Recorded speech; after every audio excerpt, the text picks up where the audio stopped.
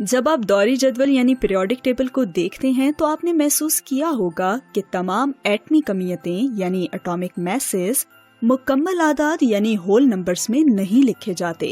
عناصر یعنی elements neutrons کی قدرے مختلف تعداد کے ساتھ موجود ہو سکتے ہیں. ہم ان کو ایلیمنٹس کے ہمجا یعنی آئسوٹوپس کہتے ہیں. یہ خاص طور پر بھاری ایلیمنٹس میں عام ہے، لیکن ایک ہلکے ایلیمنٹ کی مثال کلورین ہے. ہمارے ارد گرد کی دنیا میں کلورین ایٹم کی 2 عام اقسام ہیں، کلورین 35 اور کلورین 37.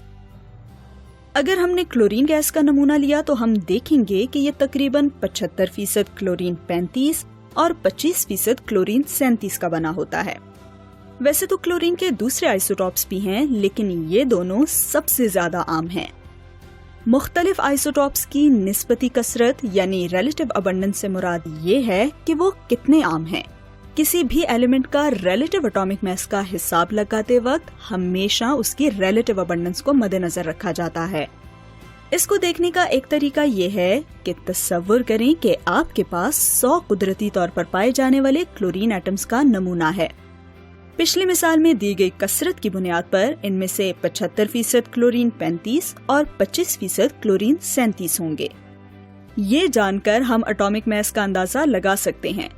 دوسرے الفاظ میں اوسط ایٹمی کمیت یعنی ویٹڈ مین اٹامک میس.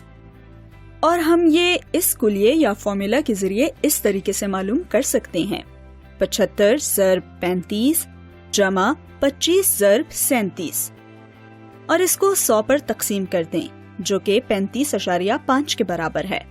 اور اس سے اس بات کی وضاحت ہوتی ہے کہ دوری جدول میں کلورین کا اٹامک میس 35.5 کے طور پر درج ہے. کسی ایلیمنٹ کا ریلیٹیو اٹامک میس اس ایلیمنٹ کے وزن کی وسطی کمیت یعنی مین میس ہے، اور یہ ایٹمی کمیتی اکائی یعنی اٹامک میس یونٹ میں لکھا جاتا ہے. آپ کے لیے ایک اور مثال ہے.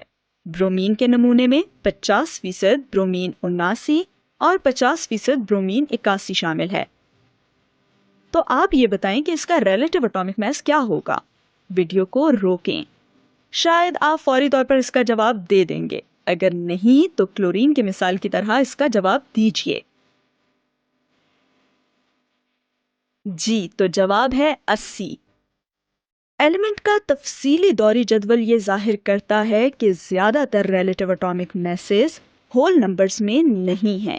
یہ سب ایلیمنٹس کے قدرتی طور پر پائے جانے والے آئسوٹوپس کی وجہ سے ہے. تو خلاصہ یہ ہے کہ کسی ایلیمنٹ کا ریلیٹیو اٹامک میس اس ایلیمنٹ کے آئسوٹوپ کا ویٹڈ مین میس ہے. اور ویٹڈ سے ہمارا مطلب یہ ہے کہ ہم ہر آئسوٹوپ کی ریلیٹیو ابنڈنس کو مد نظر رکھتے ہیں، اور اس وجہ سے ریلیٹیو اٹامک میس ہمیشہ ہول نمبر میں نہیں ہوتا.